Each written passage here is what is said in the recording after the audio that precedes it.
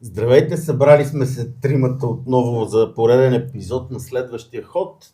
Това е подкаст, в който заедно коментираме всичко важно, което се случва на пазарите в контекста на геополитиката, голямата политика, големите сделки. Сега тази седмица знаете, че пазарите бяха, не чак толкова турбулентни, колкото предишната седмица, но за сметка на това се случват много интересни неща.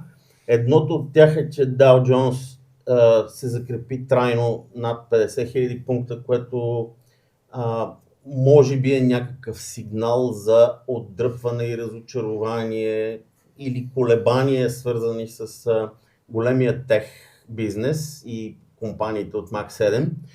И е някакво пренасочване на капитал, може би в посока добрия стар реален сектор. От друга страна имаме, както споменах, някакво отдръпване от тези софтуерни компании, които са се поразклатили малко като цени на акциите. И големата тревога тук е заради огромните капекси. Общо от Мак 7 има над 700 милиарда обещани пари за инвестиции в AI.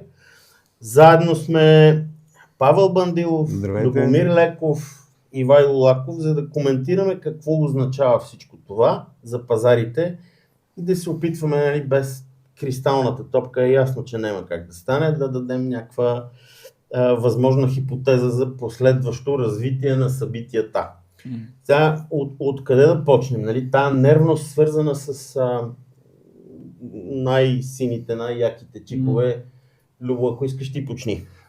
Сега въпросът е нервността около софтуерните компании. Това е вече един тренд от поне 4 месеца, който не се забелязва, но сега тук след Нова година се изрази. Мисля, че поне този така наречен ETF, който са най-големите софтуерни компании, е спаднал с повече от 25%. И тук една от причините е, че едва ли не това, което виждам и много хора го вярват, които са големи фенове на изкуствен интелект. Основната причина е, че едва ли не всички тия софтуерни компании стават излишни, защото всичко ще правим с агенти, агентите ще дават задачите на агенти и така нататък. Тоест, едва ли не всичко ще бъде преформатирано. Да, и едва ли не стартапите, които сега започват да работят на чисто, ще имат по-добри позиции. Аз силно се съмнявам в тази концепция, защото логиката било много по-лесно сега наново да изградиш една сграда, отколкото да я ремонтираш.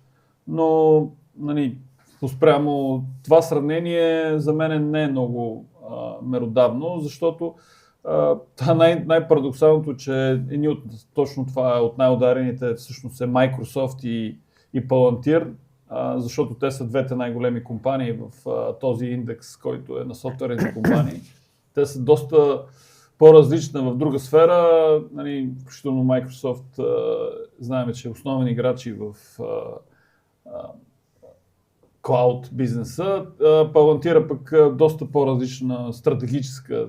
Това е друга тема, много мога да си говорим за Palantir, но няма ни стигне времето за неразбирането на бизнеса на Palantir. Доста специфична компания. Да, но това е основното е, че интересни са.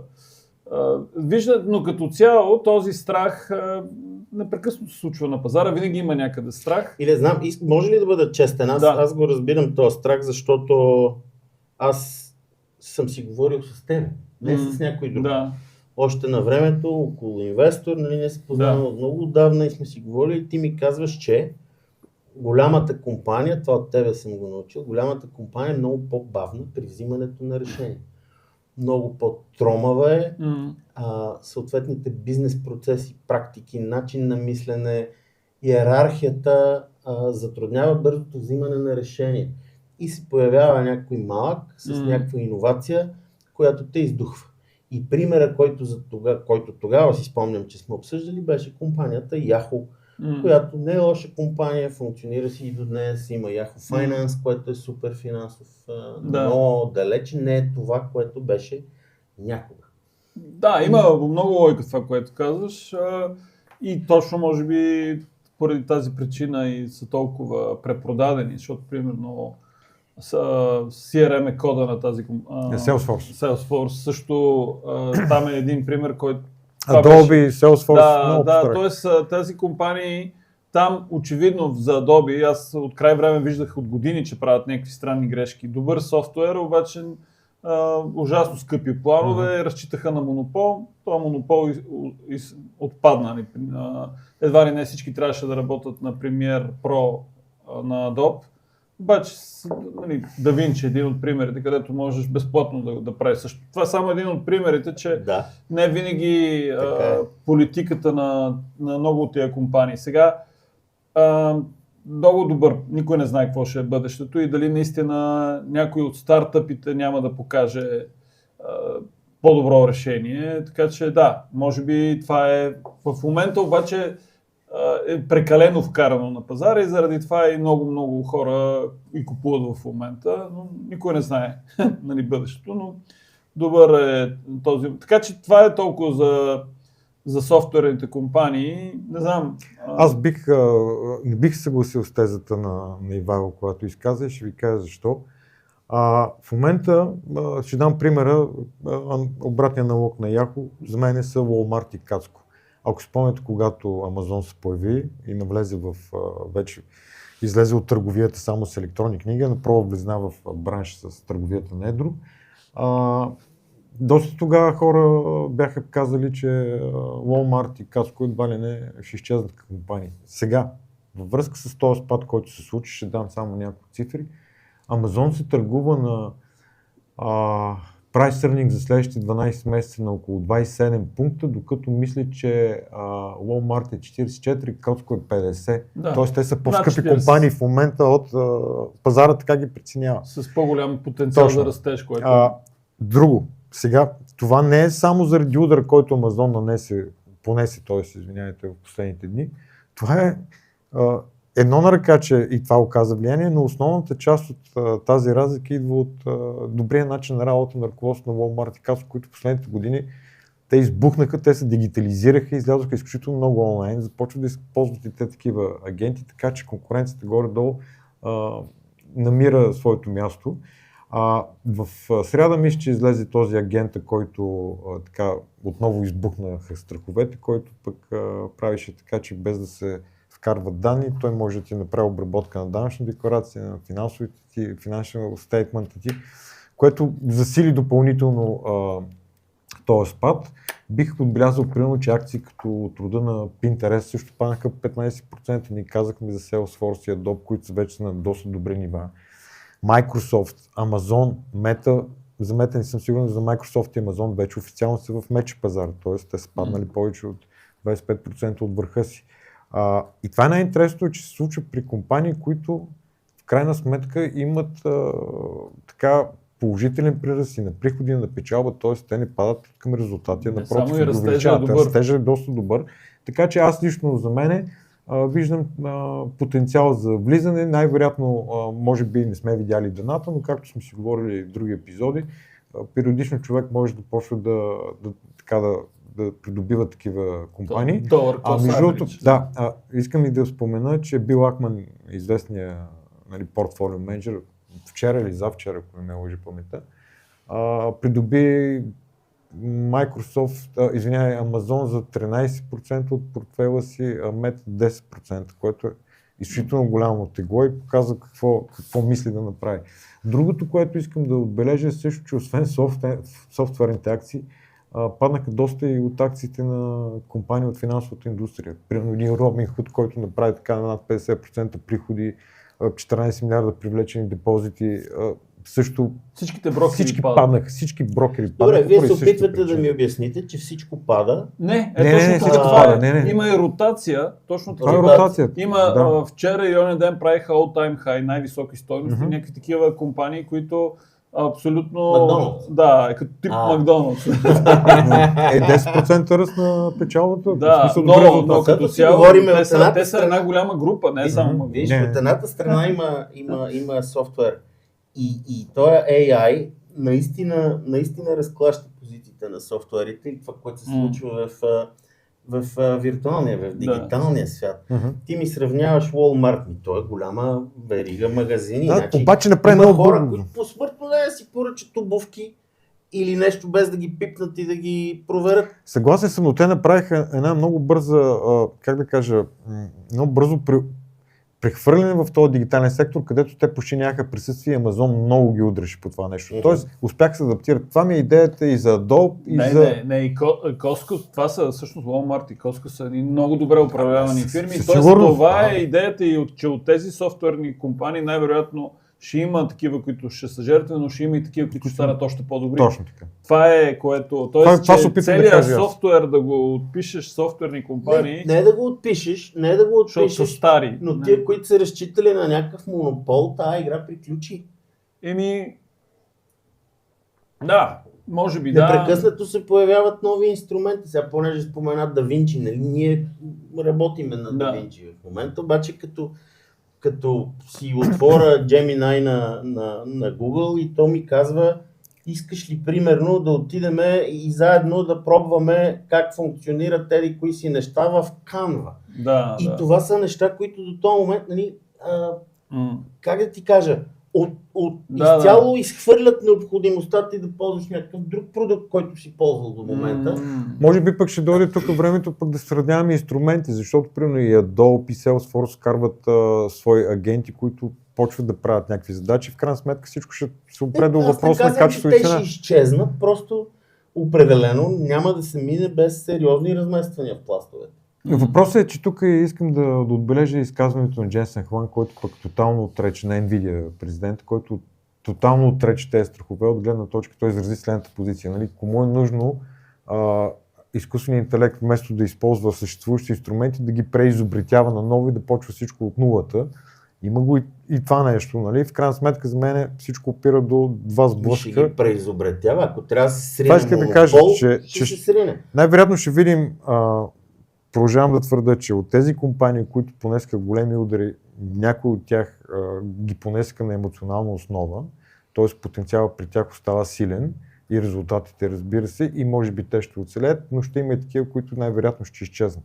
Горе-долу натиски ще дойде от там, че собствените компании ще трябва да внедрят повече своите агенти от изкуствения интелект и за мен ще има една огромна вълна от стартъпи, които ще избъкнат, които ще бъдат изцяло на изкуствен интелект. Не знам кой тренд ще се намести, кой ще победи. Вълна от стартъпи, които избухнат, ще сринат някой голям мастодонт, който не е достатъчно бърз в промяната. Знаеш, аз през годините, може би наивно съм гледал, в смисъл не съм скептичен към това, което ти казваш, разбира се, съм склонен да видя такова нещо и не го отричам. Обаче през годините аз пък съм изпал в капана, да ви кажа честно, особено Microsoft, когато се управляваше от Стив Балмър. Значи Стив Балмър, който като физическо лице има невероятен рекорд като инвеститор и като начин на човек, който управлява бизнес, но в Microsoft той беше пълен абсурд. Пълен абсурд, да ни кажем. Та иновация в тази фирма абсолютно нищо и тогава много хора, включително и аз, едва ли не, смъртта на този монополист го очаквахме. Вижда се, че... Добре, Google или Alphabet, само преди година какви умове говориха край, Google няма никакво бъдеще, никой вече не ползва Search, и в същото време резултатите показват точно обратно. Така че, сега се говори, че от големи победител всъщност е Google или Alphabet. Тоест на изкуствения интелект на фронта, техните модели са най-добре като позициониране и като потенциал за бъдеще, освен че краткосрочно са по-добри, ами основно заради това, че те имат и най-добрата база. Между това, което правим в YouTube, се смята като най-добрия източник за трениране на всички тия големи езикови модели, защото е най-достоверна. За YouTube, конкретно за YouTube аз друго ще ви кажа. Това има милиарди часове гледания на ден, но това, което отличава YouTube от всяка останала социална мрежа, че каквото качиш в него, то стои там. Ти можеш на практика да почнеш да изграждаш катедрали вътре от съдържание. И то си стои там и си е там винаги, а не да пуснеш някакъв пост някъде другаде в Instagram или в Face. Те си стоят там. Те си стоят. Не, те заминават някъде. Разбрахте, но като цяло те си стоят в стената на всеки един от тези, които ги е пуснал. Да, само че няма намиране. Ако влезе... Добре, това е другата. Аз по-скоро искам да кажа, че наистина за мен пазара предлага някаква възможност, но не считам, че в следващите месеци ще видим някакъв бум или вау при компаниите от изкуствен интелект, поради простата причина, че тренда не е толкова бърз. Нали? Настроението не се променя толкова. Добре, като споменах DAO, какво мислите за компаниите от така наречения реален сектор, наистина? Те в момента се облагодетелстват най-много от това нещо и е абсолютно нормално. Така наречена ротация. Да. Защото... Какво наричате ротация? Пренасочване на пари от сектор едно в друг. другия. Значи много е странно да ви кажа честно, но примерно на мен какво ми прави впечатление. Примерно Rain Metal се търгува на прайс тръгник 86. Преди малко казах колко се търгуват, да кажем, Amazon, Microsoft и Meta се от порядъка от 27 до 30. Тоест, от тази гледна точка Rain Metal е много голяма компания, много по-наценена компания, само че зад нея седат едни огромни разходи, които са държавни в отбранителен сектор и индустрия и в момента подкрепят европейския пазар. За Rain Metal тогава. Излезе, не знам дали го видяхте, преди 2 или преди 3 дни, едно проучване, мисля на Eurostat или не знам на кой. Най-големите държави в Европа драматично расте броя на хората, които смятат, че е неизбежно да има трета световна война, голям конфликт и така нататък. Тук ти говоря за британци, французи, при германците не е така, но там има друг сантимент. Големи европейски държави, да кажем, броя на хората, които смятат, че по-скоро е неизбежен голям световен военен конфликт, нараства от порядъка на 10 пункта и нагоре, за разлика от предишни години, и се стига до ситуация, в която тези, които смятат, че предстои такава война, са повече от тези, които смятат, че не предстои. Аз мисля, че нормално предвид геополитическото напрежение в последните години и не само нещо друго. Да. Само искам още нещо да кажа. И в крайна сметка политиците разбраха, особено с разрива, който настъпи в Щатите Европа, че тук трябва да се изградат едни отбранителни съоръжения и заводи, които ние ги нямахме, и някой трябва да даде пари. За да се даде пари, ти трябва да подготвиш данъкоплатеца за това нещо. В крайна сметка ние от 2-3 години слушаме за тези планове за отбранителни способности и тем подобни неща, така че това също оказва влияние. Да, и още нещо искам да фокусирам вниманието ви върху него. В момента тече така наречената Мюнхенска конференция по сигурността. Аз ще подготвя отделен специален епизод на тази тема, кой какво казал, що казал и какво. Но искам да ви кажа, че целият фокус пада върху това, че Зеленски е там и Украйна и Германия заедно са направили joint venture за производство на дронове. Най-модерните, най-добрите, с които Украйна воюва. И този joint venture ще още до края на годината плана е да произведе поне 10 000 броя. Дронове и софтуер, това са бъдещето на войната, т.е. настоящето на войната е това. Нещо, което Палантир прави, както се говори. Фабриката, за която говоря и която са посетили заедно, Писториус, това е германския министър на войната, заедно с Зеленски, дроновете, които произвеждат, могат да носят всичко. Гранати, взривове, бомби и така нататък. Това е начина, нещо, което струва, да кажем, 200 евро, да унищожи друго нещо, което струва, да кажем, 2 милиона евро. Независимо какво е то. Танк, да кажем. Да, танк да кажем. Това е фокус. Другия фокус е всичките тия разговори за така наречените middle power. Middle power разговора тръгна от Марк Карни в Давос, в който той говореше, че е настъпил края на този световен ред, който познаваме, нали, за разлома между Америка и суперсилите и другите държави. И сега същото нещо в Мюнхен се коментира от Фридрих Мерц от Германия.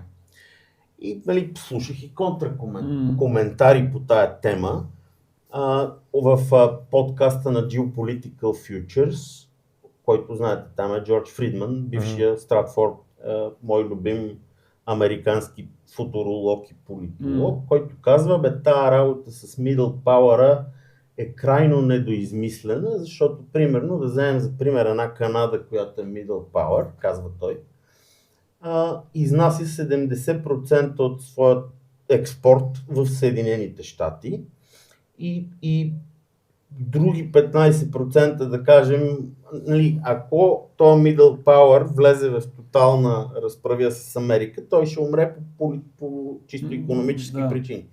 И какви са тия държави middle power? Да кажем, Германия е middle power, окей. Южна Корея също е middle power, окей. А може ли, вика, Германия да гарантира сигурността на Южна Корея? Или Южна Корея да гарантира сигурността на Германия? Какви са тия глупости с тия middle power, дет ми ги говорите? Преразказвам, нали? Не го цитирам дословно, но това е виждането на американците за начините, по които Европа и Канада се опитват да се еманципират, нали? И ти се чудиш защо Райнметал се търгува на 86. Не се чуда, дам го като пример. Виж, ето това е връзката. Палантир се търгува в момента на 200 пи. Нали, не ме очудва това. Виждал съм и по-високи оценки в Netflix. Не е растежа на Палантира несравнимо по-голямо. Да, съгласен съм, да. Виж, тоест, че той е... Друго, за да се търгува на 200, той има причина да се търгува на 200, разбира се. Нали, аз просто го давах като ротация на сектори, нали, да по-различни примери. Що се отнася до това, което казваш, ти мога да допълня и това, което направиха Амазон с европейските сателити, които изстреляха тази седмица. Нали. На Макрон 3-6 сателита ли бяха, колко бяха, които да бъдат конкуренции на Starlink, което е много в началото и още много сме далеч от там. Но нормално е да има една такава ротация, защото съгласете се да се върнем няколко месеца назад. Ние последните 5-6 месеца от годината в крайна сметка сме се вторачили в този капекс, в тези оценки. Няма друг сектор на пазара и в крайна сметка, когато виждаме ротации към други подобни сектори, считам, че е нещо, което е напълно нормално, защото капекса, ние говорим и цифри от проекта на 650-700 милиарда долара. На Морган Стенли четох анализ, който говори, че на абсолютно всички компании ще мине трилион, нали, за тая година, което е нормално. И не знам вече, ако мине трилион, ако го съпоставим с исторически събития, които сме наблюдавали при такава промяна и такова голямо инвестиране в историята на света, дали вече не минава покупката на Луизиана, защото минава железопътните агенции. Разликата е, че в тези 4 случая, когато имало такова изливане на кеш, обикновено са били с държавни пари. Да, сега за първи път виждаме частен капитал от компаниите, набрани дългове. Да, окей, някой ще каже, че има пари на акционери, да, така има и пари на физически лица вътре, които се карат. Но за първи път виждаме една такова изливане на средства, което съгласи се няма как да не ни стресне. И на фона на проблемите, които обсъждаме, нали, всеки епизод, дали ще е Венецуела, дали ще е Иран, дали ще е Гренландия или пък Тръмп нещо с митата е казал. Като сложим и това, че имаме проблеми в икономика световната, даже ето ще ти дам пример. Тази седмица излязоха данните за работните места в щатите. 130 хиляди добавени. Вау, много повече от очакваното. Супер! Безработицата, страхотно ниво. Окей, обаче ако тръгнеш да гледаш какво става, я да видим тези 130 хиляди работни места, примерно в кои сектори са добавени.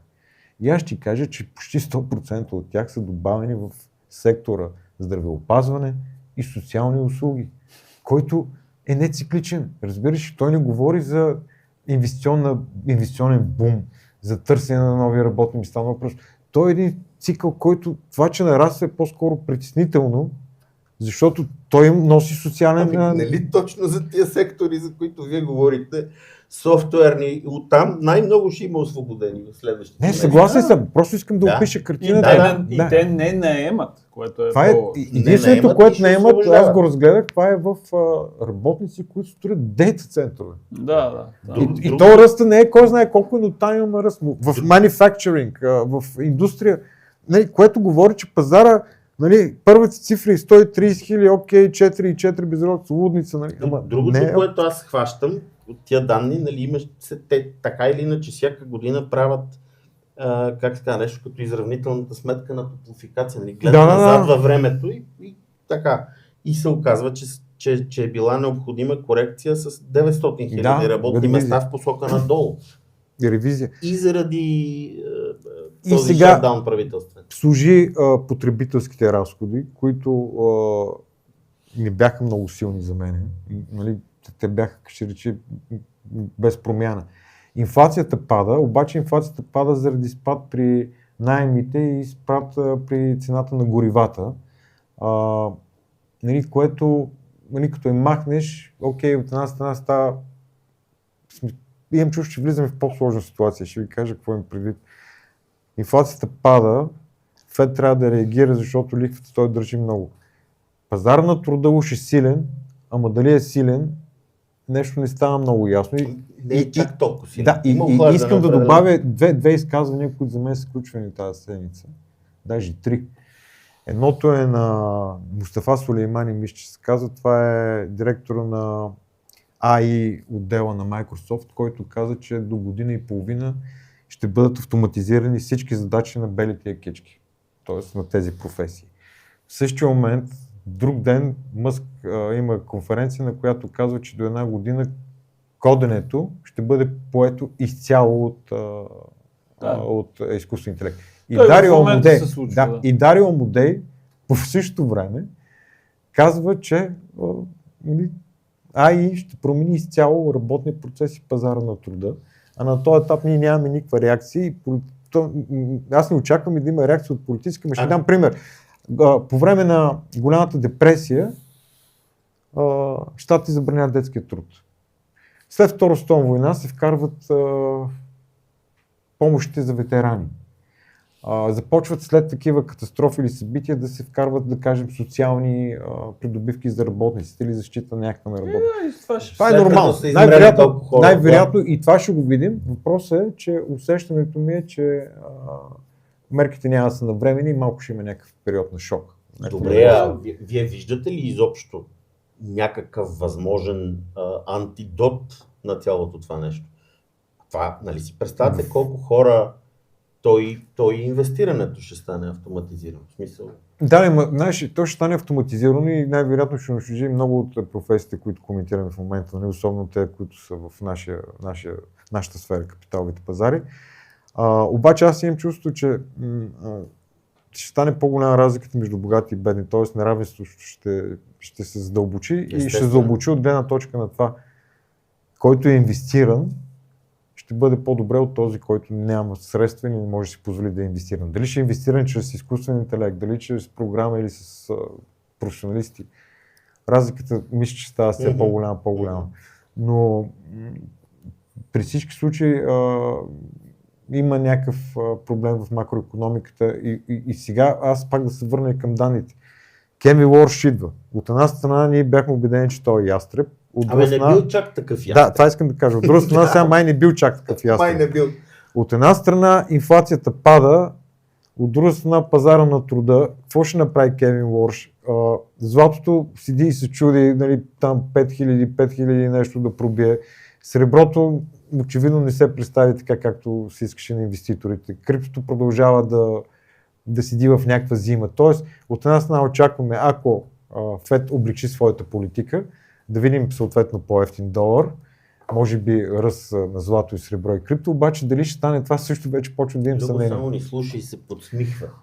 Не, аз смятам, че концентрирахме се много краткосрочно и по-скоро трябва да гледаме голямата картина. Това, че голямата картина е, че ще има голямо нарастване на брутния продукт. Нали, тук даже ние спорихме как ще нараства продукта, като цените ще падат, нали, от това, че изкуственият интелект ще прави всичко по-евтино, но той ще го прави по-евтино, съответно ще има по-големи пари. Инвестициите са основният фактор за ръста на брутния продукт, така че просто може да се окаже, че всичко това, което коментираме в момента е една краткосрочна корекция, която на пазарите много често има, когато има несигурност.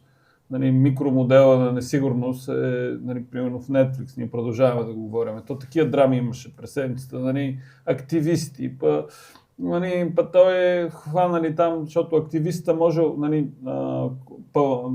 Paramount ще плати неустойката на Netflix, ако те купат, обаче ако активиста накара акционерите да гласуват против, това решение е отпадало. Нали? Тоест, играят се едни игри, Netflix е един микропример за това нещо. Тази ротация, това излизане, все пак има и един фактор, който също е от значение. От Америка се пренасочват капитали. Излезнаха данни сега, че всъщност Европа и много други капиталови пазари се справят много добре за последната година и сега плюс, нали, от началото на... Не, аз ви питах преди 2-3 седмици има ли Сел Америка и вие ми казахте, че няма. Ние реално... го коментирахме, има. коментирахме от гледна точка, според мен, на ДЦК-та, които са стоварени много големи суми. И ДЦК-та, ма и не сам. И там, виж, няма как да ги показват. Данните не показват, че има изтичане на капитал. Тоест, това реално има някакво излизане. Първо може да има, аз не следа американския пазар. Това беше... Китай на централизирано ниво нареди на банките да намаляват експозицията си към американски дългове. Към американски дългове. Това е от много време. Това от много време, да. В смисъл, сега и държавната политика е от 10 години, а това от последните дни, което Любо говори, Ивал, което казва, е към те частните банки да почнат да намалят, обаче, не знам, вече цифрите ми избягаха, но на фона на това, което държавата държи, не мисля, че ще окаже някакъв голям ефект. Още повече не вярвам те да тръгнат да излизат по този начин. Аз пак искам да ви това, върна което към... Любо казва е, че по-скоро има изтичане към emerging markets, ако щеше ли Европа, с оглед на диверсификация и търсене на по-висока доходност. Това пак е форма на някакъв вид ребаланс. Но не е бягство от панически един пазар. Не сте съвсем прави. Защото когато имаш увеличаващо ниво на противопоставяне, стигаш до ситуация, в която имаш държави и държавни политики, които харесваш и не харесваш и започваш да инвестираш по приятелска линия. Любо, Ивало, не мога така, човек. Ти ако правиш така, няма да останеш на пазара една година. В смисъл, ти не инвестираш на симпатия. Не се изразих по най-добрия начин. И точно на симпатия инвестираш. Значи, когато Русия нахлу в Украйна и света се раздели при едно гласуване в ООН на такива, които осъждат инвазията в Украйна и такива, които не осъждат инвазията в Украйна, имаше много ясно изявено визуално, дори ако щеш, как се отклоняват финансовите потоци от неприятелски държави към приятелски държави. И когато Тръмп се държи като невменяем... Да, имаше пенсионни фондове, които взеха решение. Дания, примерно... Ама по-скоро това е на базата на риск, човек. В смисъл така, че когато един пазар се затвори, ти не можеш да си паркираш парите вътре. Когато най-голямата и най-свободната и тая на неограничените възможности държава започне да води непредвидима политика, се случва пренасочване на финансовите потоци. Според мен. Да, имаше такъв елемент, но аз искам да го видя в данните, защото данните, поне тези, които имах, показваха един продължаващ, увеличаващ се поток от няколко различни източника към специално американски акции. И една от причините е, тук симпатиите са едно, другото е резултатите. Защото в крайна сметка всички компании американски, които са интересни, и големи, те продължават да дават все по-добри резултати. И са монополисти. Разбира се. Това е прагматичното. Но е, че има и хора, които държат на принципи, на стандарти, на морал, на такива... Има такива. Но какво е тегло? Въпросът е какво е теглото. Да, това ще го кажа. Защото ако теглото им е по-скоро за медийно тегло, а реално датския пенсионен фонд, че се оттегля от Америка, общо заето, даже не знам колко ще се оттеглял. Дания богата държава, Да, Любо, точно когато датския фонд обяви това нещо, там покрай Гренландия, пък норвежкия фонд пък обяви, че дига Тесла и става 8-та позиция подред и не знам си колко как си придобил. Да, верно, че това беше. Смисъл... Нетирането, никога не знаеш къде... Дания трябва да отговори по някакъв начин, защото тя беше пряко опряна на стената в крайна сметка. Обаче тя може да отговори чрез държавния си фонд. Датските граждани, разбира се, вече почват да си мислят. Добре, аз съвсем умишлено се заяждам с вас. Не, то не е заяждане, защото не си говорим. Аз съвсем умишлено ви провокирам, но да, има и такава гледна точка. Аз познавам хора, които казват, никога на този малумен нацист Илон Мъск няма да си купа Тесла, нали? Окей. Още ли това... Как бе? Той целенасочено и подривно се опитва да разпадне Европейския съюз. Това е добре за Европа. Това последно го е правил, ако мисля, че спря да го прави, понеже го следа.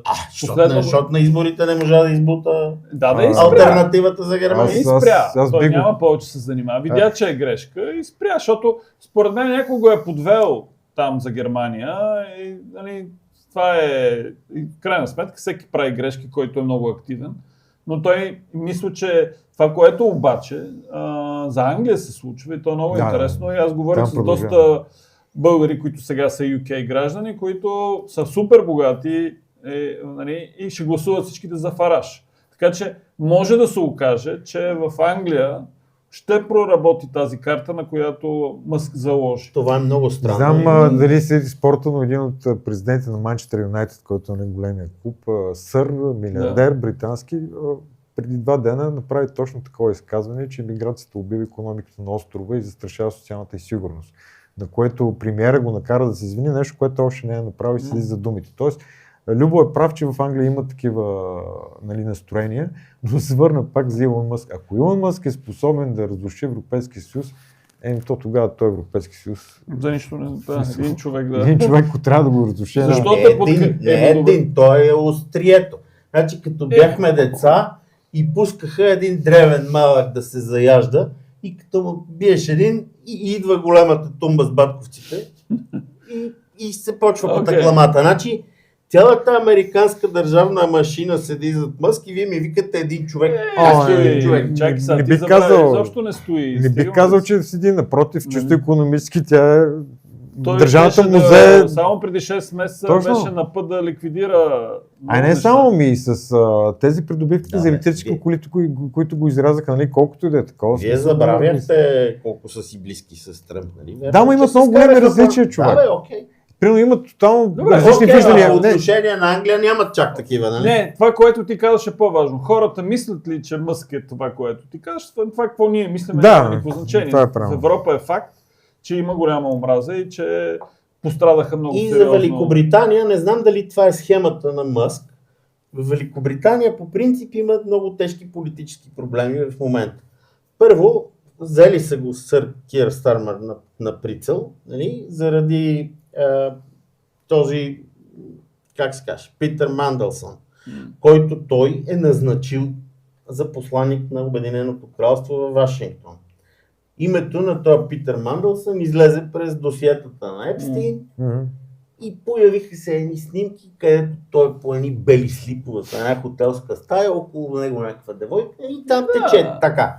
То Питър Мандълсън всъщност е много тежка артилерия в британската политика, защото още от времето на Тони Блеер е много видна фигура в Лейбърист. Тогава бил министър и сега се смята, че е един от архитектите на връщането на лейбъристите в управлението на Великобритания. И като такъв, нали, той сега понася, как да кажа, целият фокус заради тази снимка по гащи там, че вършил някакви неща. Кир Стармер се наложи да свика един митинг, на който се извини на всички жертви на Епстин. Другото обаче, което е по-тежкото за премиера на Великобритания, е това, че втори пореден тримесечие, втори пореден триместър, как се казва, икономиката е с много лоши резултати. Нали? Ръста е едва 0,1. Мисля, излезе тази седмица. Точно, предишното тримесечие пак 0,1. Точно. И сега, ако мигрантите са им виновни, па да ги изгонят. Те нали се отърваха там под българи, румънци, там всеки европейци. Никой не им се бърка, но това не пречи цели квартали на Лондон да приличат на Карачи или на... така. Заради това Фараш е силен, защото... Защото аз бях така впечатлен в Франкфурт на Майн, която е финансовата столица на Европа. Примерно за първи път бях 90-те години там и бях придобил едни представи, нали, като на филма тогава, чисто Германия, бели сгради, бизнес, прозрачно, страшна работа. И последната ми среща беше, аз също зачуих къде се намирам, дали съм в Германия или в Багдад. Ето заради това, заради това е виждането на Мъск. Той просто казва Европа се остави да бъде смляна от третия свят. Нали, това е което големите... Америка? Една от причините... Америка, общо взето, все пак... Видя ли на Супербол как му късаха нервите целенасочено на Тръмп с тия пуерториканци, които те са си американци, разбира се. Нали, са щат от Америка. Да бе, само че са испаноговорящ щат. те са си латиноси. И на Супербол, това, което в паузата се случва, е едва ли не много по-интересно, отколкото самия матч. Никой не знае, поне в Европа, кой срещу кой играл, но всичко от паузата се знае какви реклами и така. И през целият спектакъл само на испански и знамена. Испански знамена? И знамена мексикански. Пуерторикански. Okay. Латино. Заради този, как се казваше, дето за Грами. Бед Бъни. Бед Бъни. То Бед Бъни е пуерториканец и там още хора и така. Интересни неща, но те умишлено скачат по главата на Тръмп с такива, защото той междувременно отрекал напълно това шоу. Okay. Дай да видим малко да систематизираме, че ние много се отплескахме, тук разчитам на тебе. Така. Да направим нещо като... Добре, ето правиме бързо резюме. Да. Софтуерните компании бедстват. Не е много ясно основателно ли бедстват или това е само някакво временно нещо, което пренасочва обаче парите към реалния сектор, към компании от Dow Jones, към компании като Макдоналдс и разни други такива. Това е едното. Геополитически. Това не сме го коментирали, но ще го вмъкна, защото е част от голямото резюме.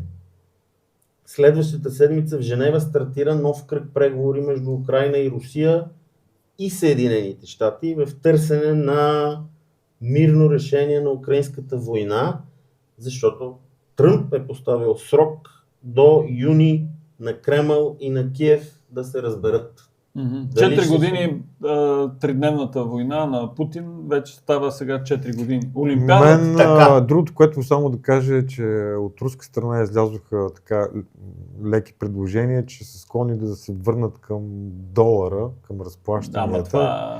Но нали, това е следствие на преговорите. Кои са склонни да се върнат? Руснаците.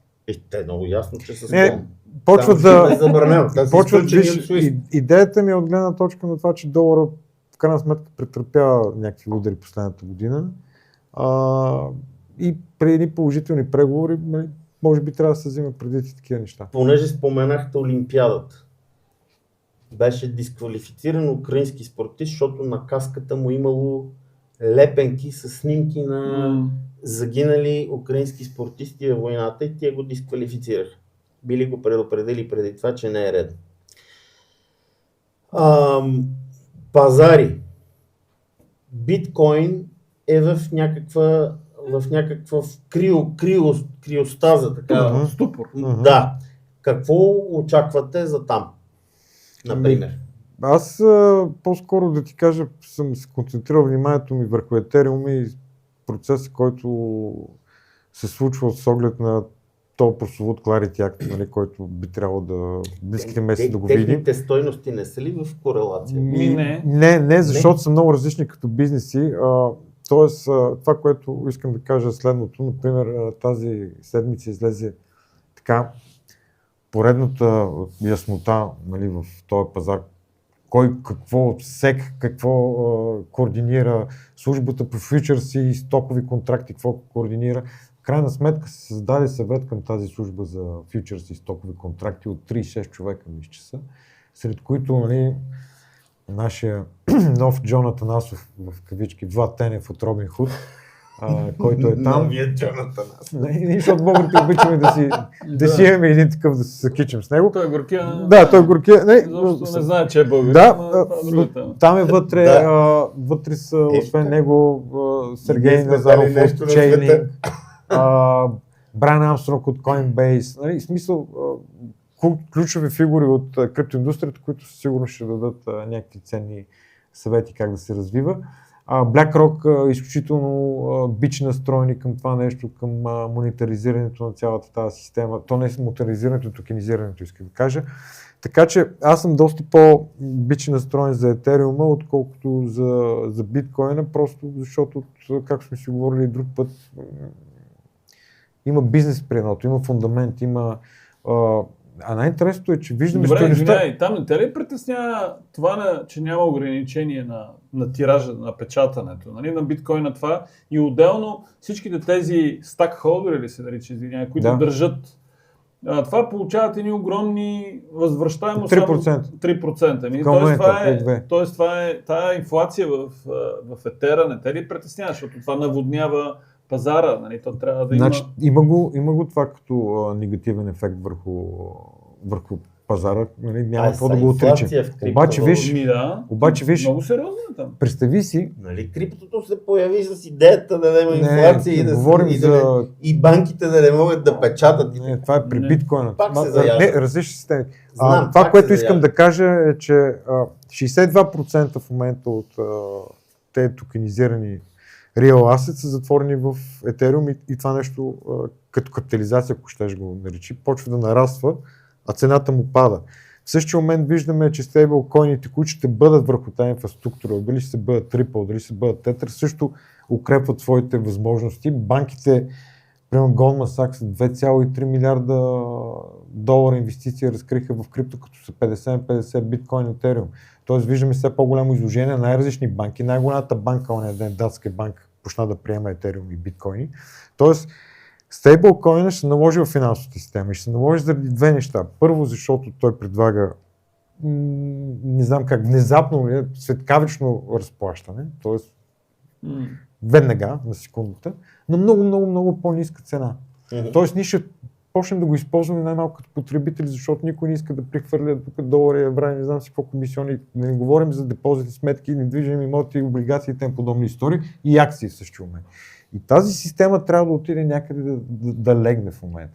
Единствената система, която може да поеме това нещо, е Ethereum, която в цялата си история не е имала нито един период, в който тя да се е сринала. За разлика от по-малки конкурентни системи. Затова е този залог. И в мен този залог, да ви кажа честно, ми е много интересен и през компанията на Bitmain на Tommy Lee и ще ви кажа защо. Аз съм на 50 години и ми е трудно вече да хвана желанията или стремежите на Gen Z поколенията, които навлизат на пазара по някакъв начин и те ще почнат да диктуват своите предпочитания. Понеже каза на 50 и за Gen Z, би ли страдало Gen Z според тебе за една компания като Mercedes-Benz? Що питам? Защото за мен това е една от символите на автомобилната индустрия, нали, автомобилния свят. Те публикуваха някакъв отчет, Оле Келениус, мисля се казва сегашното CEO на Мерцедес, даде пресконференция, обясняваха се и така нататък. Защо? Защото печалбата на Мерцедес за изтеклата година е спаднала от 10 милиарда на 5 милиарда. Наполовина. Абсолютна трагедия. Сега, нови планове, какво ще правим, нова А-класа, не знам си какво си, но германските коментари са, че тая година никога не трябва да се повтаря за компания като Мерцедес. Те ще се повтори още по-зле. Те нещата отиват на зле за всички. Те нямат софтуер. Да. Това е проблем на европейските производители. Не знам защо не си го казват и говорят глупости, че електрическите коли не вървяли, хибридите не вървяли, това не вървяло, това не вървяло, това им пречило. Нямат софтуер. Софтуера ли е проблема според вас? Софтуера, защото гледай сега, за да има автономност една кола, тя трябва да е електрическа. Защо трябва да е електрическа, не може да е хибрид или така? Защото батерията трябва да е толкова голяма, че да поддържа тази софтуерна система. Тя трябва да е голяма, защото това са датчици, абсолютно всички тези неща не могат да бъдат поддържани. Ти ако направиш такава кола, а нямаш софтуера. Само да уточним, имаш предвид, че външна фирма прави софтуера. Те имат софтуер от всички тези компании германски, но работят с външна фирма и софтуера, който нямат контрол върху софтуера. И този софтуер, след като те не могат да го контролират, той няма как да го насочат по този начин, по който те да се конкурират, примерно с FSD-то на Тесла, който он я копае там, като е нормален. Той вкарва. Да. И аз имам една теза, която сигурно с някои хора няма да се съгласят, но окей, съгласен съм, основна част от продажите паднаха от точно това, което ти каза. Дайте да накажем Мъск. Обаче другата за мен важна причина е, че когато Европа не позволява ние да ползваме FSD, това е Full Self-Driving системата автономно на Тесла, ние имаме кола като всички останали, той е електрическа с батерии, която примерно ни дава някакво удобство. Ние не можем да използваме. Ползваш FSD в България. Тя Теслата откача, всичко почва да светли и да мига. То няма маркировки, няма знаци, аз ползвам до някъде, справя се. Искам да кажа, че се справя. Не е като в Нидерландия, нали? Сигурно в Нидерландия не е на 100% разрешена, макар че тръгнаха по този път. И това удря малко и много продажбите, защото в крайна сметка, давам ти пример. ако ти сложа на масата iPhone и Huawei, и двете са с едни операционни системи, кое прави по-хубав който телефон? В смисъл, това е принадената стойност, в крайна сметка, ние го спираме. И да се върна пак за поколението Gen Z, защото мисля, че това е важно. На мен поне ми е много интересно. Bitmain инвестира в MrBeast, нали? Говорихме се за YouTube. Ако трябва да кажем някакво име в YouTube, което да ги направим аналог на цялата мрежа, това е MrBeast, това е първият човек, който започна с видеоклипове и изгради империя. Той е колко? 3 милиарда ли? 3 милиарда. 3 милиарда. И той е по-мощен сам и от Netflix. Bitmain инвестира в него, Не си сигурен. инвестира в неговия канал, а той веднага направи анонсмент, че придобива платежна система, която ще почне да я предлага на просто поколение Gen Z. Тоест, Да си пазаруват от неговия мърч в YouTube. да, но този залог на Томи Ли, който, нали, много хора не разбират, защото MrBeast, извинявай за повечето инвеститори, особено на нашите години. Нали, Някакъв ютубър. но мисля, че може наистина да се появи един нов тренд или малко или много да промени по нов начина, по който възприемаме. Както казва Робърт Смит в една от песните на последния албум на Cure, не е този света, който аз познавам и не съм сигурен, че съм част от него. Не? То със сигурност всяко поколение го казва по някакъв начин. Аз като бях млад, бях много притеснен, всеки път си казах, дано не стане като моите родители един ден. За нищо не ставате, вие сте това десно. Какъв смисъл? Рано или късно всеки се това искам ти кажа. Това ти казвам, че в крайна сметка се усещам, че сина ми му говоря абсолютно същите глупости и си викам на къл. Бати идиота, нали? Не е нещо, на което можеш да противодействаш. Това е нещо, което наистина не ми е никак приятно, защото в крайна сметка пък така подценяваме поколението, което идва след нас. Аз не знам колко минути минаха. Има ли нещо да си казвам още? Не. Мисля, че мога да обобщиш. Пускаме шторите. Да. Да обобща. Минаваме през трудни времена на пазара, но според Любо и според Павел, които са вечни оптимисти. Пък и според мен, това ще бъде само временно явление. Нищо ново под слънцето, както казват старите хора, и това ще мине спокойно. Нещата ще се върнат, но това, че предстои в някакъв средносрочен план, да кажем, това, че предстоят грандиозни промени, свързани с налагането на AI модели в абсолютно всички сектори, това е абсолютно безспорно за мен. Ще има фундаментална промяна. Бели якички, финансисти, лекари, ако щете, за журналисти няма споменам.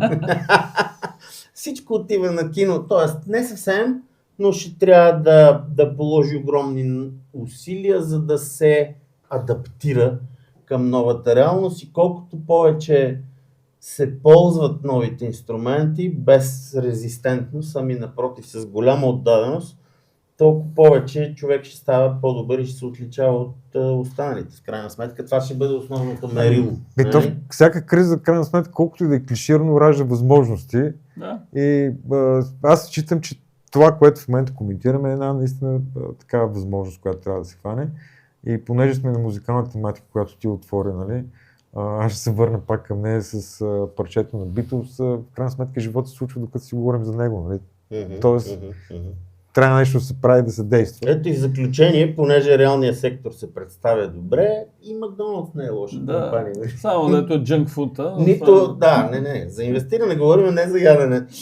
И Rheinmetall не е лоша компания, защото Европа се готви за... Помните не искам да го казвам, но за война май. Помните ли като излезеха те Beyond Meal? Там 2019, не помня вече 18.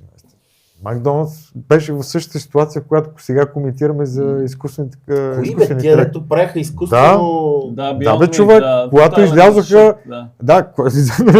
Лабораторно изкуствено месо. В един момент такива компании от рода на Макдоналдс, нали, и чипота... Нормален човек ще седне да... Ядяха. Човек... Той е пълно с извратеняци всеки. Тренда си е тренд. Нали, стане ли нещо тренди? Добре, им чуш, че ще каже нещо, за което време е да спреме. Да благодариме. Благодаря на всички. Ударете едно рамо, шервайте. Чувате, че умни хора започват да инвестират в ютубъри. Така че си помислете добре и на тази тема. И Благодаря, чакайте ни да сме живи и здрави, може би другата неделя пак ще се видим. Със сигурност. Довиждане, чао.